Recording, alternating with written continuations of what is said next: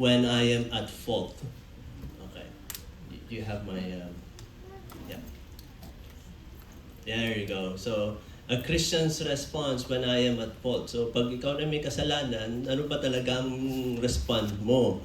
Well, today's message is very important. It is because for every Christian, we're not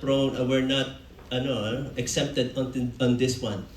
So most of us have been in this position that we have been guilty of doing something wrong to our brothers or sisters.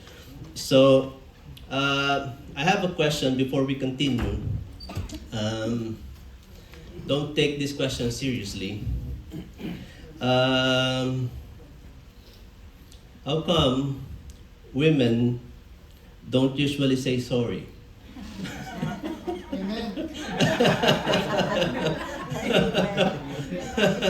Bakit ba hindi kayo nagsasorry?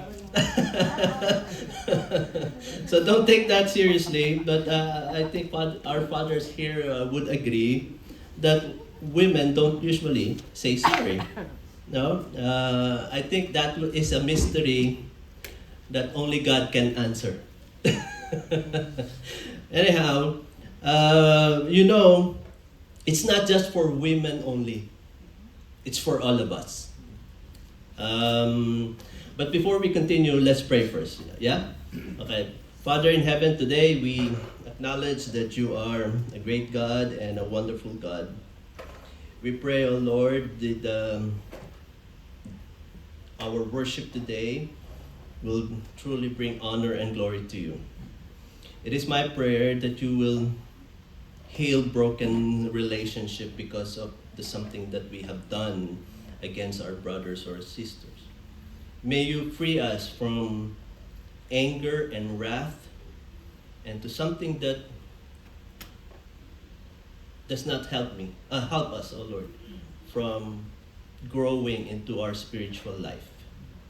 So you forgive us, O Lord, if there are any anger in our hearts towards brothers. May you are the one who truly gives us the grace to overcome these troubles.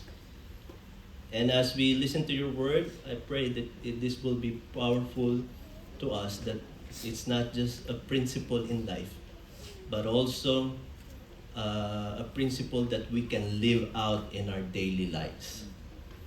We thank you and we praise you in Jesus' name. Amen. But it's not just for women, it is for all of us. Our natural tendency is always to do the opposite. We're not really saying sorry, because the moment that you have or somebody have against you, what you do? You are on defensive mode. Oh, I didn't do that. We are on the defense mode. We want to defend ourselves. We try to justify our actions, and often we put the blame to the person who are accusing us. So from the very beginning, this has been the pattern of the human heart. Ito na po talaga yung pattern. So when we are confronted, we don't easily say, "Oh, I was wrong in that." No, instead, we try to justify ourselves. We try to say, "Oh, it's not entirely my fault. You have part of that as well." Diba? You started it. No?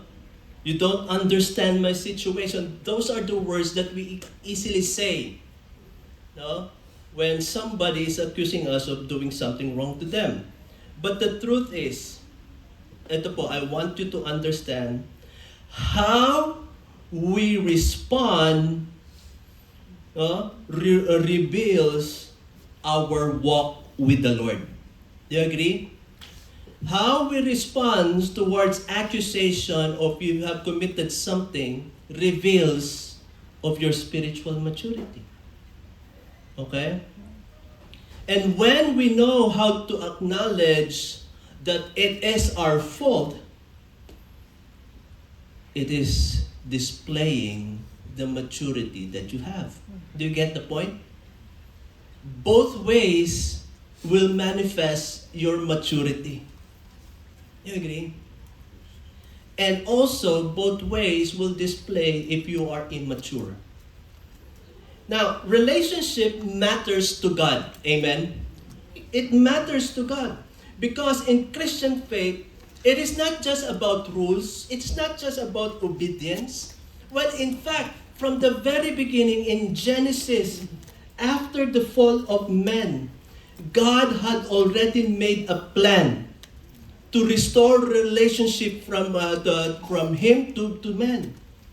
Well, in fact, he made prophecies already that there will be a Messiah will come here and take a human form. And that man will restore your relationship to him. You see how relationship deeply matters to God? The pain and the sorrows, the grief and the strife that Jesus Christ had on the cross is the manifestation of how important the relationship to God. Diba? Kitang-kita natin of how He, made a way for us to be restored. Yeah? We may not able to count the verses in the Bible, my friend, but there are a lot of verses that talks about relationship. Amen? There are a lot of verses. You see, from Genesis until Revelation, it talks about relationship. Relationship matters to God. And if Christians do not make relationship as important in their lives, well, there's something wrong with your faith. You see, the brothers and the sisters seated beside you, those are your family in spiritual life. If they don't matter to you, there's something wrong with you. Diba?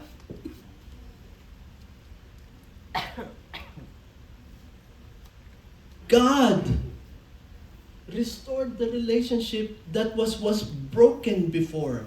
So from the very beginning, relationship is important. Man not only became guilty because of sin, but man became separated. That's why He made a way for us to be reconciled. No? He called us, we are called sinner, but when God restored our relationship to Him, He now calls you a friend. Amen? You are a friend of God. Can you imagine? You hurt Him, you pained Him, but in spite of all those things, He called you a friend. That's how important relationship is to God. And I hope that yun rin ang importansya that we could give sa ating mga kapatiran. Let me give you some verses. Ephesians chapter 4, verse 3. Please open your Bibles. Ephesians 4, verse 3. It says here, endeavoring to keep the unity of the Spirit in the bond of peace. Endeavoring. The word is laboring.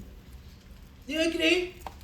You have to labor, you have to sacrifice. Labor is a hard work.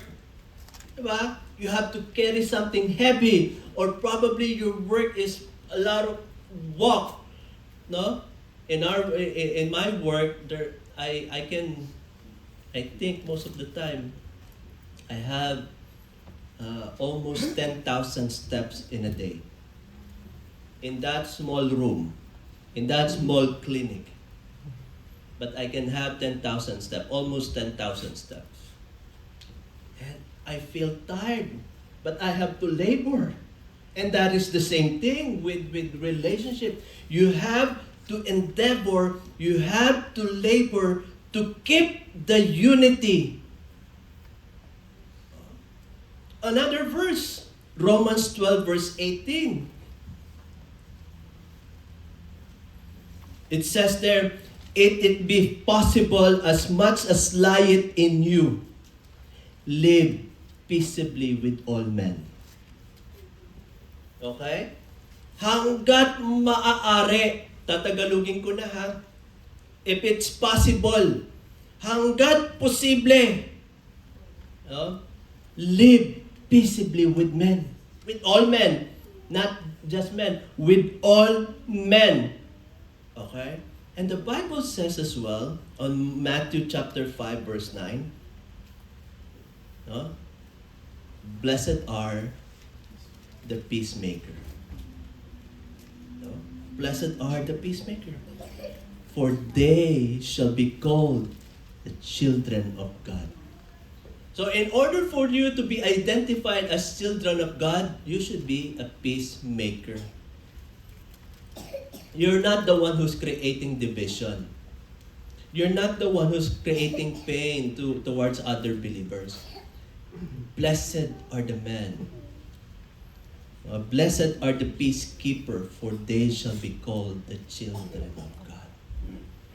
So, we now see the importance of relationship, because that will be the foundation of our message today. If you don't see your brothers and sisters seated beside you as important as you are, you just have to, you don't care for them. But my friend, God called us into faith not to disregard them, but to put importance to the people that is seated beside you. Amen? Alright. So now, when you are at fault, kung ikaw talaga yung may kasalanan, actually, this is just a one message. It has 4 points. But today, I will just speak to you the first point. So number 1, humble admission. Magpakumbaba ka. Diba? So that is the first step towards restoration. So having importance, the relationship, having that in mind, so let me begin with a situation that all of us can relate. Imagine husband and wife. Okay? Or even two close friends, having a disagreement, perhaps they're having a heated discussion, and it didn't go well because words had been thrown to each other, and it went a wrong way. So after conversation ends, both of them walk away thinking and saying to themselves, I am right here. It is not my fault. Diba? He misunderstood me.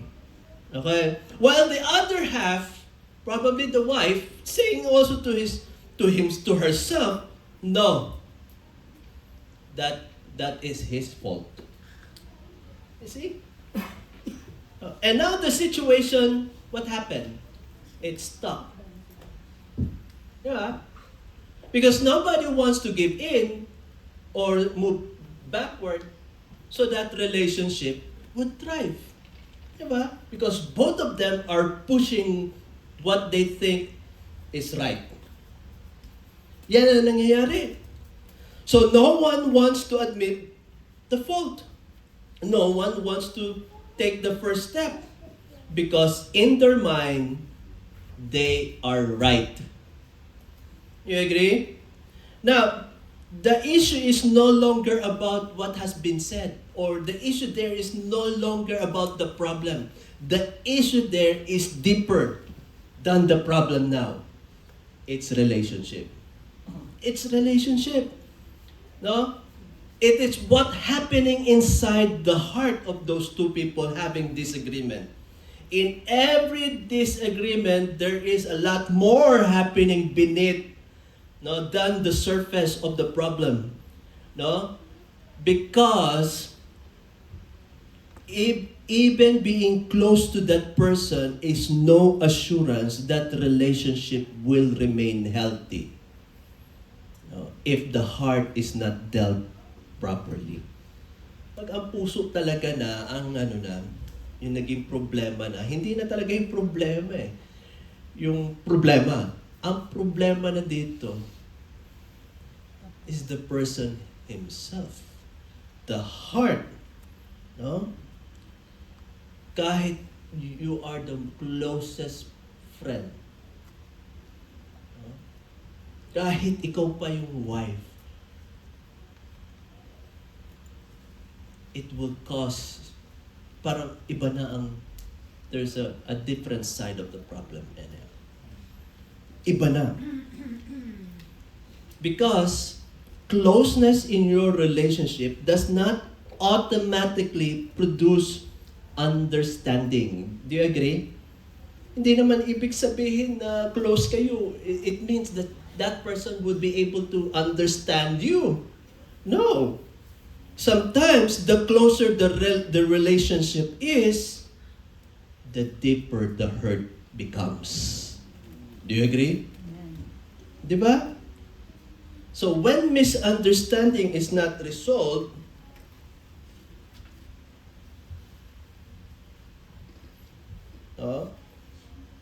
not just the problem should be resolved, but the pain should be resolved. Okay? And what start as simple disagreement are now into a full-blown problem. 2 months ka hindi kakausapin ng asawa mo. No, with a simple tension. Diba? She will distance herself to you. No? And it's so hard, diba? When your partner is not talking to you. Diba? What do you want? What do you want to eat? What do you want? Where do you want to go?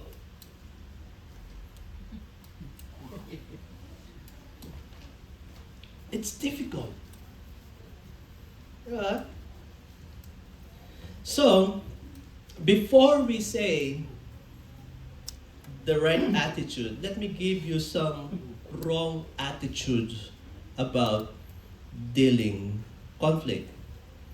So let me just read my statement here. Now the conflict becomes heavier, the distance becomes wider, and what started a simple misunderstanding becomes a lasting tension. So here is where we need to understand something very important. Okay? Okay, why disagreement lasts? There are 3 things. Number 1, you see that? The wrong reason. Okay? I hope you see that enough.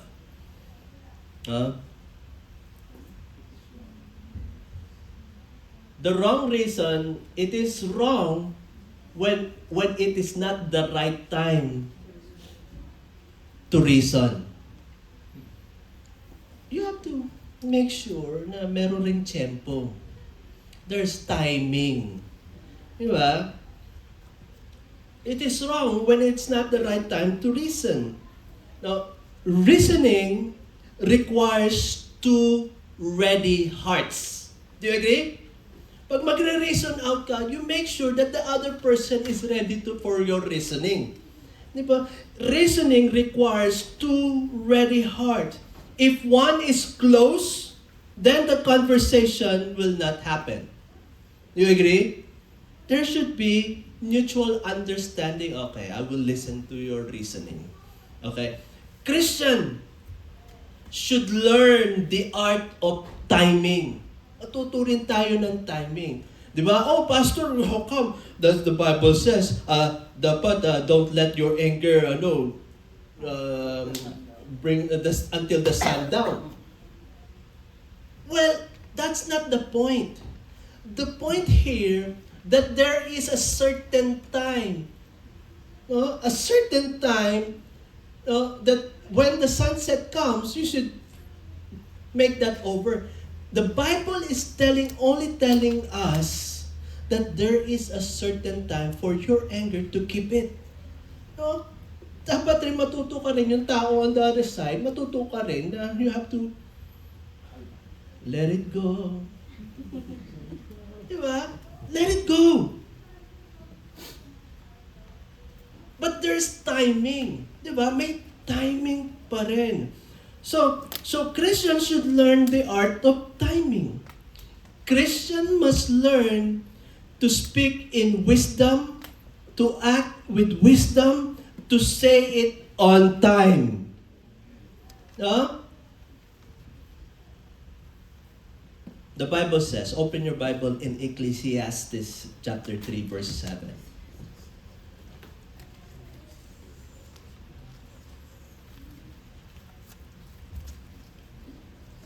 I'm so tempted to ask somebody to read the passage.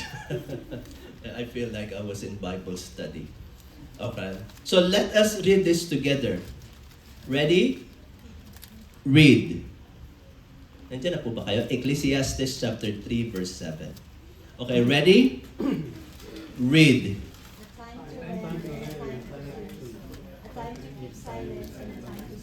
Yan. So, there's timing. A time to keep silence and a time to speak. Because not every moment is ready for reasoning. You have to know the time. Nor it's the other party is also ready to receive your reason. Even if what you have saying is correct, true, no? When it's in the wrong time, it produces resistance. Pag wala kang sa tiyempo, it produces resistance instead of restoration. So there are moments when emotions are high, pride is activated, no? And both sides are not ready to listen. Don't speak to that person at that moment. Give him time. Let's wait for the dust to settle. Diba? In those moments, reasoning does not bring clarity. Okay? Instead, it produces conflict. Diba? We are often called for reasoning because we are trying to defend ourselves. Oh, I am right. I need to explain myself. No. Wait for the right timing. No? Even if you're ready to explain it, it won't work because the other person is not ready to hear your reason. James chapter 1, verse 19.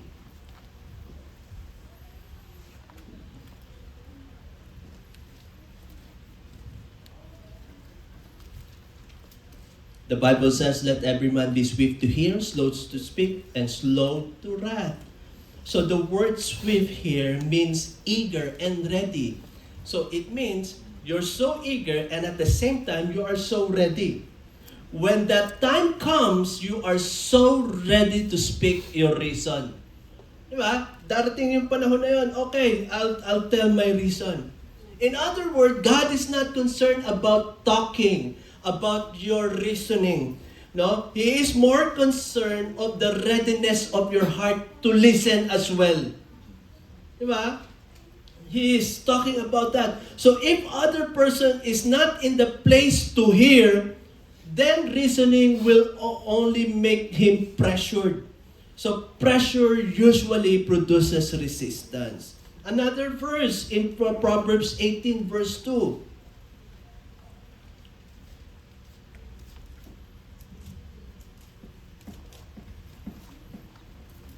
A fool hath not delight in understanding, but his heart may discover itself. So this verse describes a person who is not interested in truth, but only in expressing himself. Diba? And when that is the condition of the heart, reasoning will not succeed. So we need to have full of wisdom. We need to know the right words and the right timing. Okay? Dapat yun, importante. Let me give you a more biblical example. Remember Abigail and David? You know, the story of Abigail and David? This is a powerful example. So David was so angry because he has been insulted by Nabal. And his response was not a calm reasoning. Talagang gusto niyang you want to hurt that person. He was ready to act his anger at that moment. So David was not in the condition to listen carefully or any reasoning properly. But Abigail, no? Abigail understood something, that this was not the moment to argue with David. No? So she responded wisely. She did not confront David with harsh reasoning. She approached him with humility, wisdom, calm words, and right timing. And that changed David's heart. See? Very important. If she met David with anger and arguments and reasoning, would you think the situation will be different? Would be different? No, I don't think so. No? Because she was full of discernment. No? She prevented greater damage. My friends, we need to be wise, no, in dealing this. Okay? So, please down. The wrong reason, it is wrong when it's not the right time to reason. I will not force my resolution in a moment that is not ready for restoration. Diba? Huwag mong ipilit yung ano mo. Wait. Diba? Huwag nating ipilit. And next, please, down again. So, number 2, the wrong goal. What do I mean by this? It is wrong when the goal is to be right, not to be reconciled. You just want to prove yourself, oh, I am right. You're wrong. Okay? So another major reason of conflicts remain unresolved, it's because the goal of conversation has changed. Instead of restoration, you are seeking validation of yourself. I am right. No? Okay? Instead of pursuing peace or seeking God's will, we are so eager to pursue, to prove yourself that I am right. Diba? Masyado tayong eager, no, of proving ourselves. Philippians chapter 2 verse 3.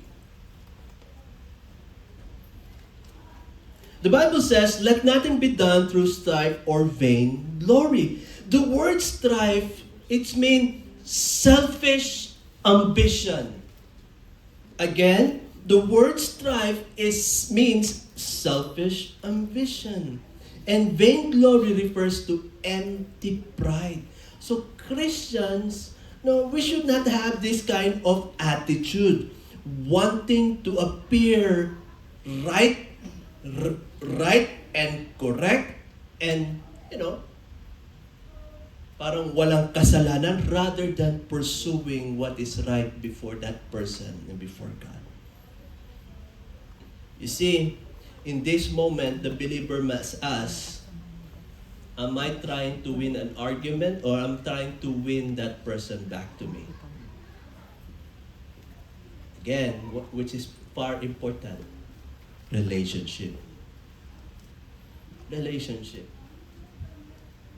Am I trying to win that person, or I'm trying to win an argument? Okay? There must be willingness to step back. Okay? When necessary, my friends. Because not every right needs to be proven if it destroys what matters most to you. Hindi naman na yan eh. Kung alam mo yung value ng person beside you, it's no longer that you are right. That person is more valuable than what my right is. Di ba? So, in real life, this means that before you respond in moment of conflict, there is a pause that must happen in your heart. Because many of our conflicts continue not because the issue is too difficult to resolve, but because our motives are not fully examined. Yung motibo talaga ng puso natin before we speak. And a lot of damage happened not because of what was said, no, but because of why we say it.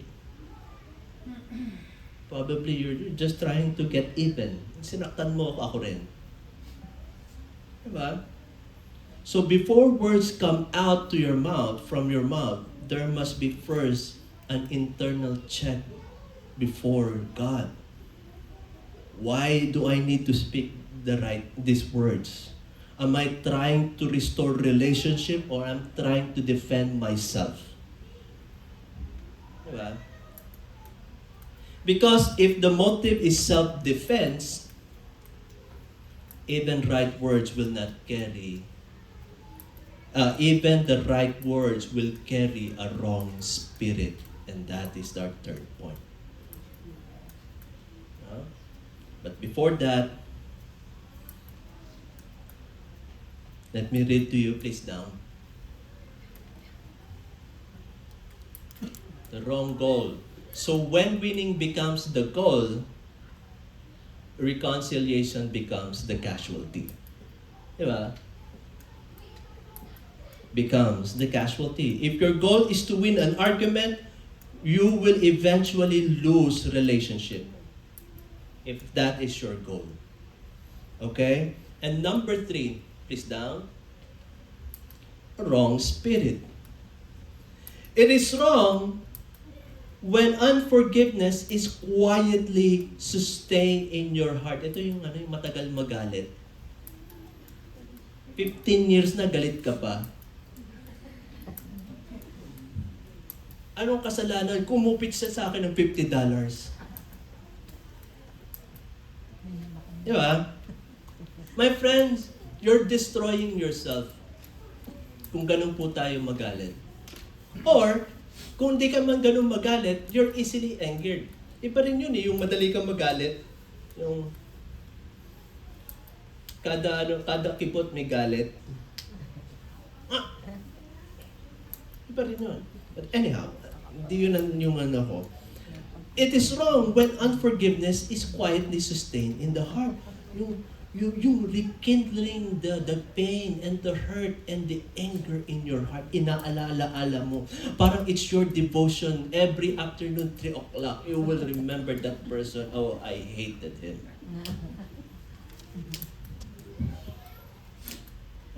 Parang devotion, parang panatak mo na. Inaalala mo talaga yung galit mo sa kanya. Diba? So some conflicts looks like a communication problem, but the real issue is not communication problem. It is unforgiving spirit. Yun talaga ang problema rin. Hindi rin tayo marunong magpatawad. Oh, I cannot easily forget that. I know. Well, in fact, that person have done a lot of good things to you, pero yung one na mistake niya, hindi mo makalimutan. I know you can't forget that. I'm not disregarding the pain that person caused to you. But my friends, stop living in your anger. It won't do you good.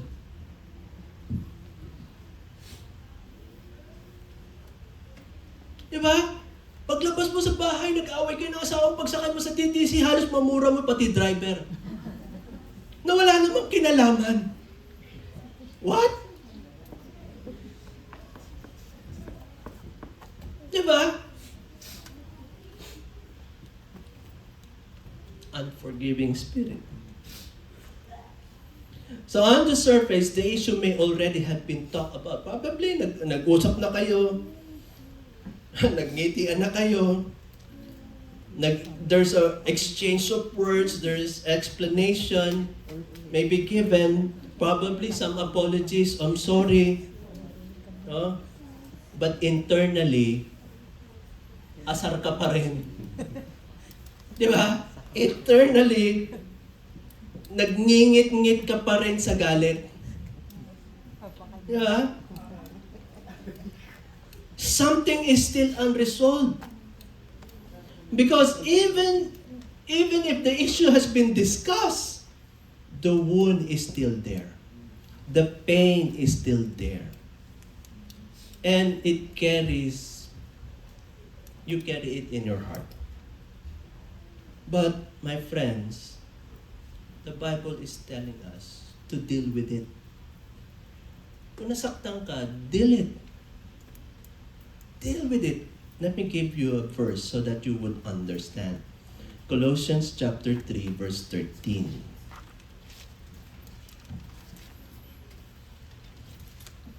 See, first point pa lang kaya pinutol ko talaga kasi mahaba. First Colossians. Colossians chapter 3, verse 13. The Bible says, forbearing one another, forgiving one another. Now, the word forbearing, it means to hold up, to endure. No? And once you hold it up, sustain it. So, pag nagpatawad ka, dalhin mo na yung pain. Yakapin mo na yan, and then endure it and sustain it. Eventually, that pain will go away. Diba? In other words, it is a choice to you to continue on your anger, or you want to continue with the relationship of that person. That's why a lot of people would go as to other churches because they don't want to forbear one another. Aalis na lang ako sa church, doon meron pa akong ano. My friends, God did not call us to do that. He wants you to forbear it, to endure it. He doesn't want us to see na makita mo na nagsasuffer ka of that pain. But He wants you to see in that moment of pain how God works in your anger. How He can manage the pain go away. And then eventually, love your brother who caused you pain. Diba? Forbear it. Please down. So the wrong spirit, you can talk about the issue and still carry the offense. So without forgiveness, even resolved issue remain emotionally unresolved. Ganun pa rin. Di ba? So in practical life, this means that every conflict, the believer must not only ask, did we settle the issue? Hindi lang yun ang question mo. Did you release the pain? Did you fully free yourself from anger? That's the question that you need to ask to yourself. Diba? Because it is possible for you to communicate, to have conversation. Probably you still have tears in your eyes. But deep inside, there's still anger. You have to forbear it. God did not call us to just live it. He wants you to bear it. And wait on the Lord how He heals you from that anger. Endure it. Diba? So you can talk about issue and still carry an offense. Let me read my notes here. When you talk about the problem but still hold on to the hurt, you are trapped on deception where the issue looks fixed outside, but the heart is still heavy. That is a wrong spirit. Okay? This happens when the goal is just to win an argument. Okay? Now, please down. So how do you know when I should admit that it's my fault before God and before that person? Kailan mo ba kailangan malaman? Kung kailan mo na, I have to admit that I am wrong. Number 1, it says there, the sin filter. If it's actually a sin. Kung kasalanan talaga ang nagawa mo, and then, admit it. Kung alam mong chinismis mo, at you tweak a little story, admit it. Kasalanan eh. Nagsinungaling ka, admit it. Diba? It is a sin filter if it's actually a sin. Not every disagreement is a sin. Totoo yan. Not all hindi naman talaga kasalanan. Sometimes it's just a misunderstanding or different preferences or personality. But if you have clearly done something against the Word of God, then there is no argument. Don't defend yourself or justify the works that you have done. Just simply admit it. Admit mo na, sorry talaga eh, kamali ako eh. Diba? Pag kasalanan, kasalanan. Admit mo. Because as believers, we don't define right and wrong on how we feel or how you present the problem. We define what is right and wrong according to the standard that God has given us and He said on His Word. Diba? On 1 John chapter 1 verse 8 to 9, the Bible says,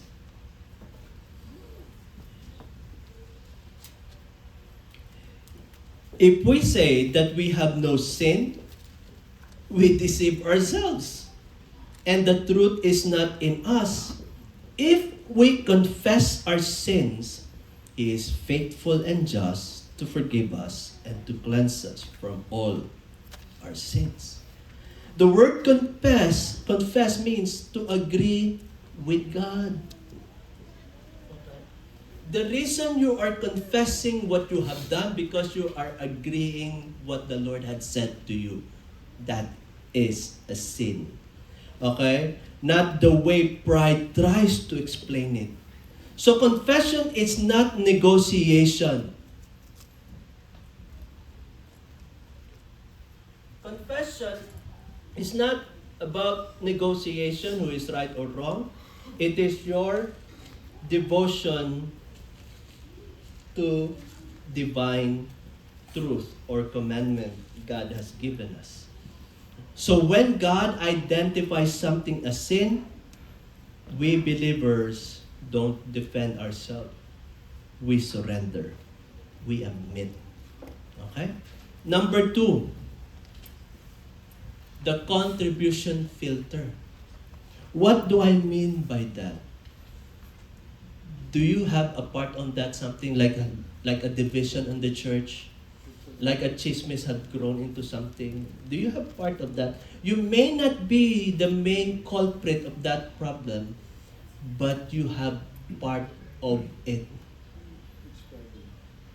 Diba? Kung sa Tagalog pa, sumasawsaw ka sa problema pa eh. Diba? Though you're not the main culprit, and still, nakita mo that there is division in the church, naghiwalay ang mag-asawa, it is because you have part of it. Now, if you saw that the result is wrong and it damaged the relationship, well, you just have to admit, I'm so sorry I've been part of that. Diba? You don't want to be part of something that destroys relationship. Diba? You don't want that. Matthew chapter 7 verse 8.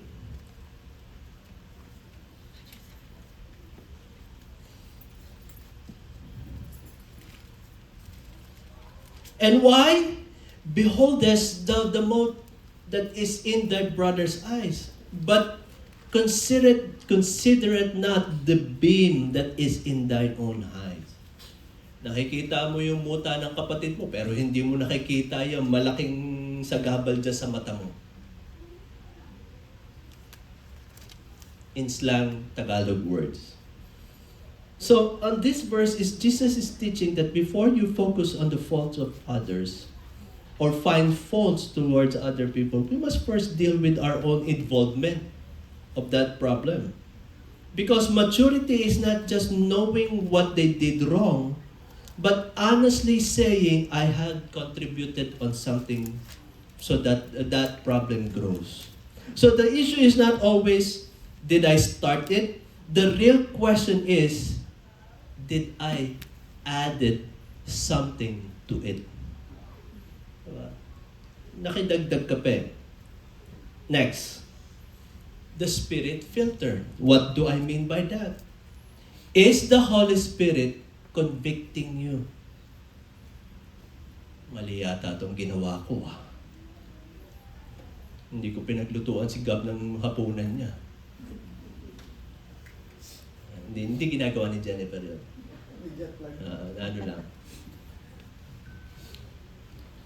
But this is very important. Sometimes even in the middle of your discussion, and then there's a quiet voice in your mind saying that was not right. That is the Holy Spirit talking to you. Diba? Convicting you, mukhang mali yata yung ginawa ko . That is the Holy Spirit talking to you. You need to stop right now. That is not just a thought. That is the Holy Spirit convicting you. When the Holy Spirit points something out, we must not ignore it. We must not push Him away. We must not silent to it. Because conviction in God's ways of correcting us before things get worse. No, the problem to us, to many, our hearts are really filled with many things, but not the Spirit of God. Amen. Maraming tayong nasa puso natin, but not the Spirit of God. Because we're so overwhelmed with anger, we're consumed of our reasoning, when our emotion running high, when our desire to be right becomes stronger, when our desire to be righteous, na tama ako, are crowding your heart, the Holy Spirit's voice become absent to your heart, or probably so small that you can't even hear Him speaking anymore. Because your pride, your reasoning speaks louder than Him. Diba? Don't allow those voices overcome the voice of the Holy Spirit. Amen? Next. And last. The heart filter.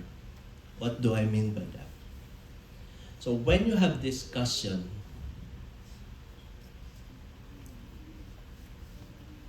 am I protecting myself, my pride, and my truth? You see, because sometimes when we say, I'm just standing for what is right, but deep inside, we're not just protecting the truth, we are protecting ourselves. You agree? So here, you must check your motive. Ask yourself, as I'm standing because this is truly right before God? Or am I standing because I don't want to lose with the argument? Because I don't want to look wrong? No? Because I don't want to admit that I made mistakes. So there should be a heart filter. The truth is, many arguments are not really about the truth. They are about themselves. Totoo yun. Marami sa discussion, sa problema, it's not about the argument, it's about themselves.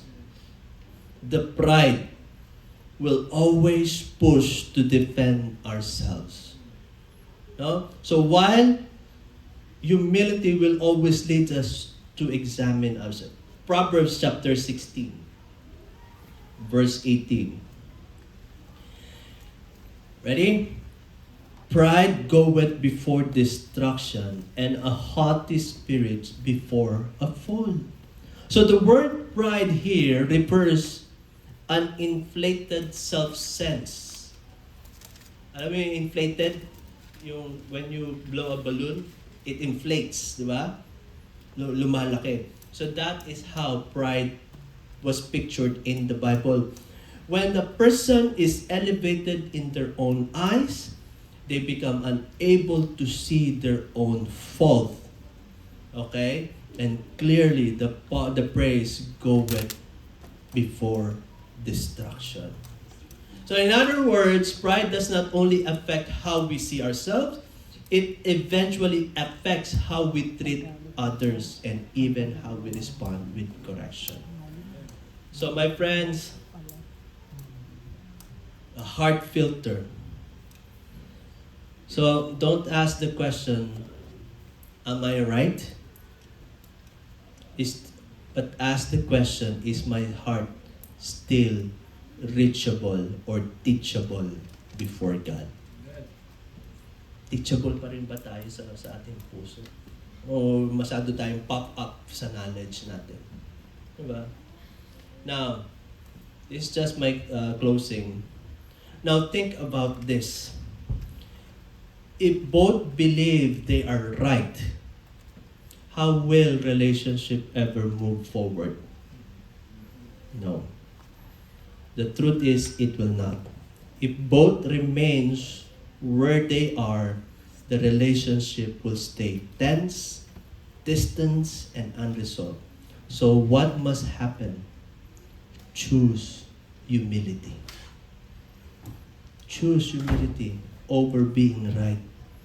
Because you're saying because they are completely wrong. No, but because you value the person. Winning an argument does not give you anything at all. But having family beside you is better having a winning argument. Diba? Mas maganda marami kang kasama sa buhay. Rather than you're all alone of yourself kasi you want to prove yourself that you are right. And I don't want you to sing the song like Celine Dion, all by myself. And she said, I don't wanna be, see? We're not created to live by ourselves. Relationship is important. It outweighs our arguments. Diba? So Charles Spurgeon said, and I want you can write this down if you want. A humble sinner is better than a proud saint. You agree? A humble sinner is better than a proud saint.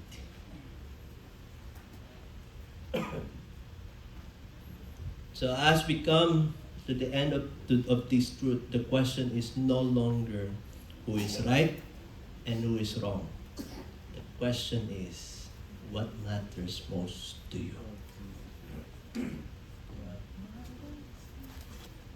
Let's pray. Father, we thank you for your word. It's my prayer that this truth that we heard today will really be applied in our lives. We thank you for restoring the broken relationship we had to you. And we thank you for the Lord Jesus Christ, who willingly gave up himself to die on the cross so that we can be close to you. It is my prayer as well that it will be the same for us, that we will prioritize relationship than our arguments. Lord, we pray, forgive us and cleanse us. In Jesus' name, amen. May I call on Brother Alden to come and at the front. We will proceed to our Lord's Supper. So this Lord's Supper is we do this every first Sunday of the month. The Bible had said, "Do this in remembrance of me."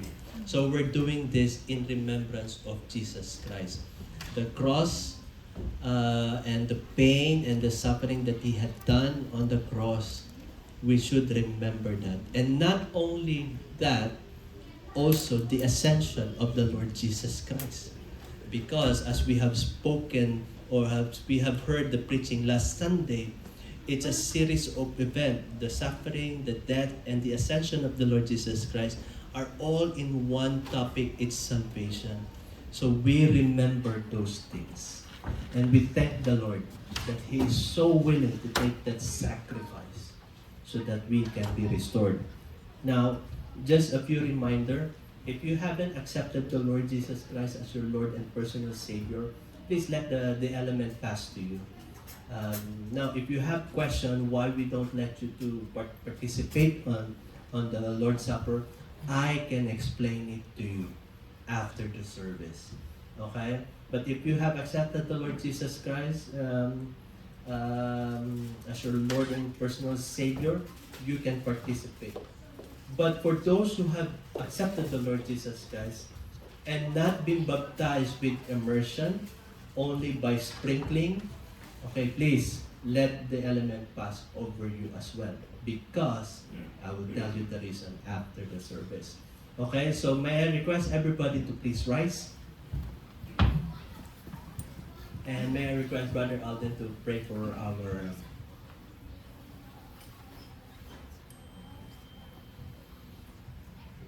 elements. Okay, let's bow our head, let's pray. Heavenly Father, we praise you now. We thank you, Lord, for this time that you've given us again to remember the day that you poured out your love for us. Because of our great sin, Lord, we were separated from you, and you wanted to win us back. And you sent your Son, Jesus Christ, to come and take our place, to be punished instead. Because of our sin, Lord Jesus Christ was beaten, He was whipped, He was crowned with thorns, He was crucified, He was nailed on the cross and crucified, and bled and died just because of all our sin, and also because you want to win us back. We are forever grateful, Lord, for what you've done for us. This is all we pray. In Jesus' name, amen. Please be seated.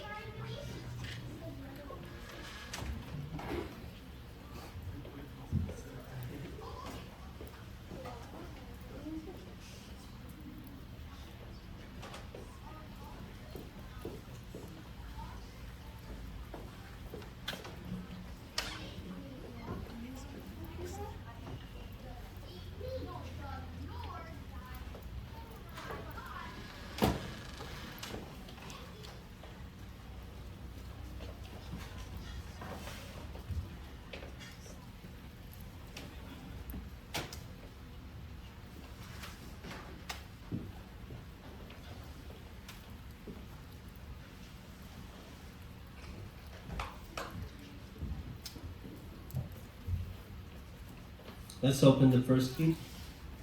The Bible says in 1 Corinthians 11, verse 23, "For I received of the Lord that which I also delivered unto you, that the Lord Jesus, the same night in which he was betrayed, took bread. And when he had given thanks, he brake it and said, Take, eat, this is my body which is broken for you. This do in remembrance of me." Gawin po natin.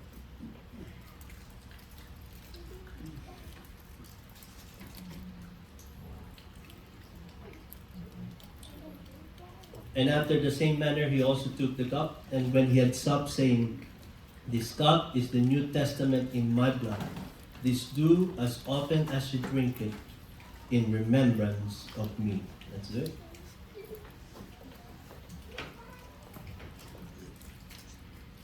For as often you eat this bread and drink this cup, you do show the Lord's death till he comes. I request the congregation to please rise, and we will sing our last song.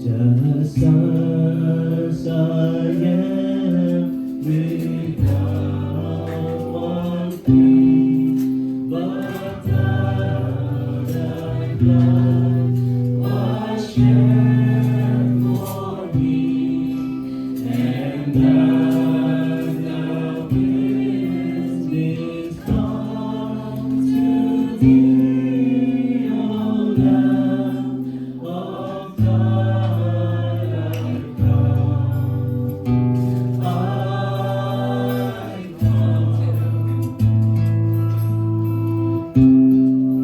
just as I am, and waiting none to rid my soul of what I've done, to Thee whose blood can cleanse each sorrow, Lamb of God, I come,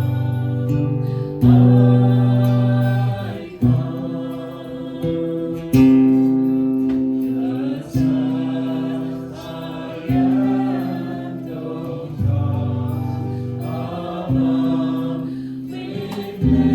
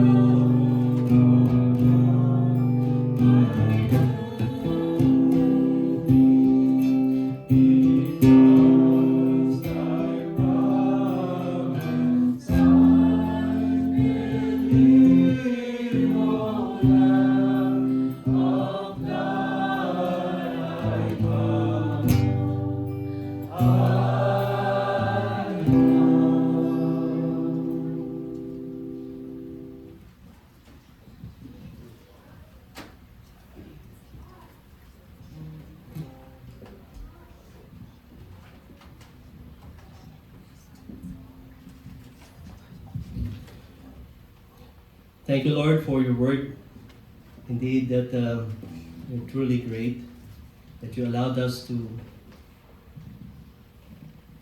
to hear and the truths that comes from your word.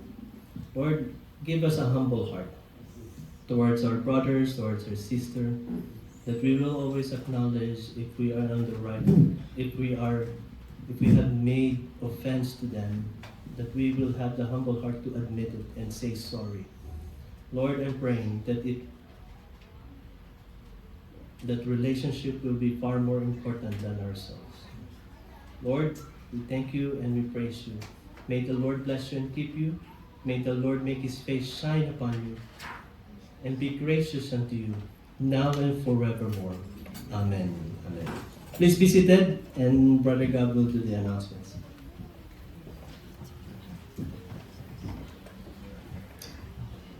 Amen. It's the month of May. Birthday celebrants May. May only Brother Michael? Oh, Brother Alden, yes, Brother Alden and Brother Michael. Visitors, do we have any visitors? First time? Can we acknowledge? Let's welcome. What's her name? Lorna. Let's welcome. Loida. Welcome, Sister Loida. And we hope that this is not the first and last. So stay the next one. Anytime. Anyways, our camp. Are we excited on our camp? Our camp, August 13th, 14th, and 15th. Save the date.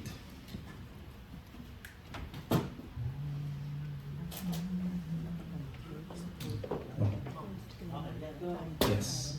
So for more information about our camp, please see Sister Ashley for more info. And then for our prayer meetings, please, inviting you every Wednesday prayer meeting, 7:30. It's a Zoom meeting. What else? Victoria Day. When is Victoria Day? May 18th. Is that it? Yeah, we will have a track distribution. Here's our camp, the Moscow camp. Oh, there you go. Now I see it. So okay, now Wednesday prayer meeting, yes, 7:30. It's on Facebook Messenger. And then here, this was a track distribution on May 18th. Yeah. So we're gonna be meeting here, this church, Pastor. Okay, we're gonna be meeting here 9 a.m. Monday, May 18th. And I think on Mother's Day celebration May 10th. Yes. So the men's will have a surprise for our mothers and ladies. What else, Pastor? Do I miss anything else?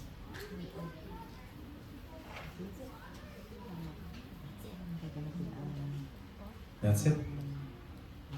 Do you have anything more, Pastor, to add? Or